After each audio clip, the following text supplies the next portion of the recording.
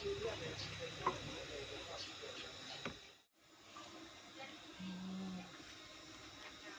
็นเมนูต้มปอด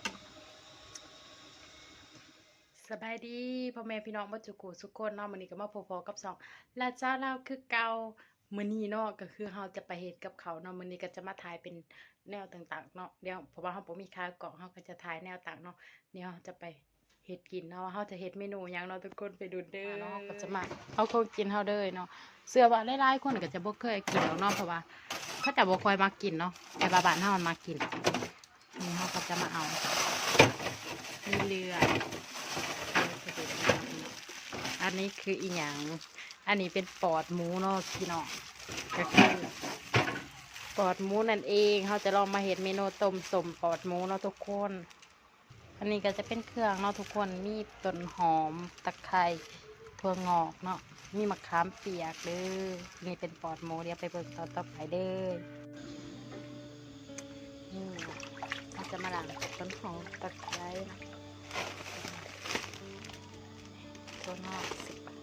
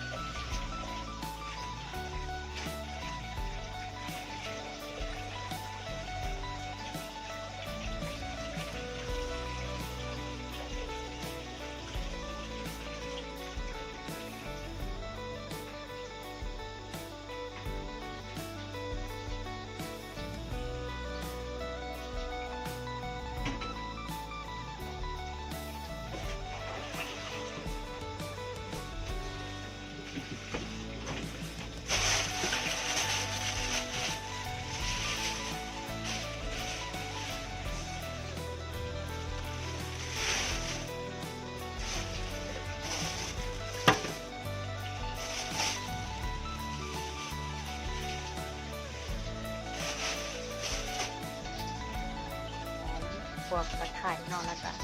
มีถั่วงอกเนาะที่เราใส่เป็นเครื่องปรุงเนาะเดี๋ยวมาเบิ่งเนาะทุกคนมาหน้าตามันจะมาแบบไหนอันนี้ก็จะเป็นปอดหมูแล้วก็มีเดือดเนาะนี่จะเป็นเมนูที่เอามาต้มสมเนาะทุกคนเดี๋ยวมาเบิ่งกันเลยขั้นตอนต่อไปหอมตะไคร้แล้วก็มีใบมะกรูดแล้วก็ข่าเนาะเราจะเอามาอันนี้โอ้ตบแล้วก็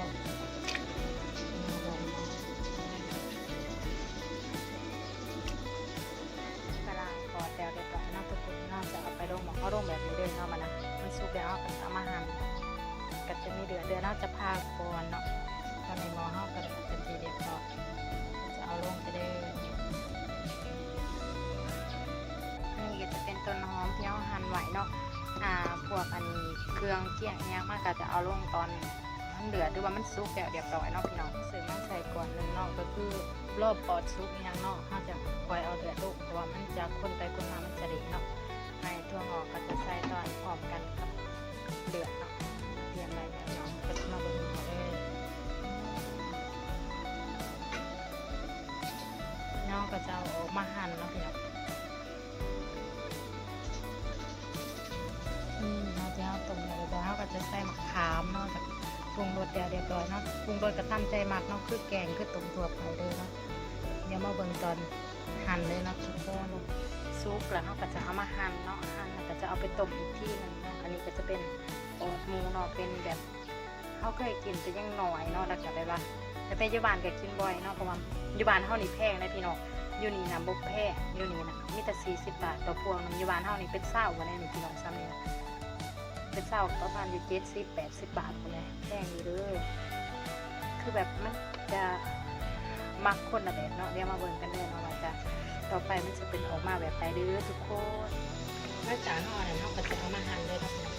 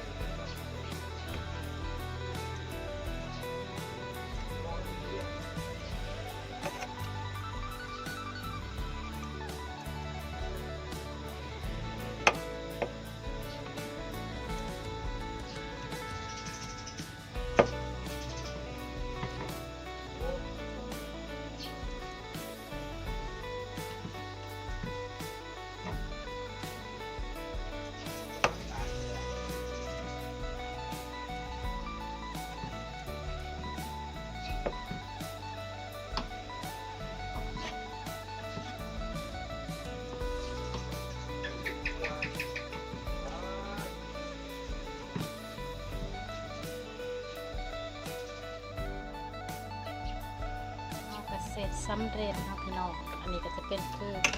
หน้าตาเนาะนี่หน้าตาต้มปอดเนาะเขาก็จะใส่ต้นหอมลงไปเลย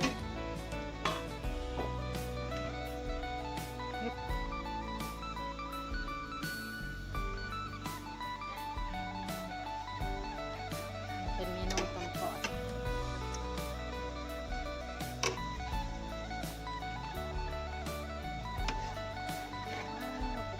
พี่น้องว่านี่เนาะเป็นเมนูต้มสมปอดใส่มะขามใส่ยางคักแม่เนาะถั่วงอกในบ้านเฮาเป็น30,000คนได้พี่น้องเป็น100บ่ได้เลยนะหมอหนึ่งอยู่พี่40 บาทเนาะ40-50 บาทจะแซ่บของพี่น้องมันนี้ก็จะก็จบคลิปไปเพียงเท่านี้เนาะพี่น้องว่าเฮาจะมาเฮ็ดเมนูต้มๆให้พี่น้องเบิ่งซ้ำนี้เด้อกระถิ่น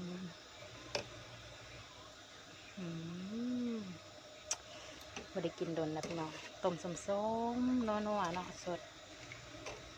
จากที่เฮาต้มปอดเรียบร้อยแล้วพี่น้องก็คือตอนนี้ก็คือเหือเนาะเหือแตกเลยเนาะหอดนี่เนาะเป็นหม้อต้มเฮาเดี๋ยวเฮาก็จะไปกินแล้วเนาะพี่น้องเนาะแล้วก็จะมาเฮ็ดต้มปอดซื่อๆเนาะพี่น้องเนาะจะได้ก็ขออำลาพาจากทุกคนไปแล้วบ๊ายบาย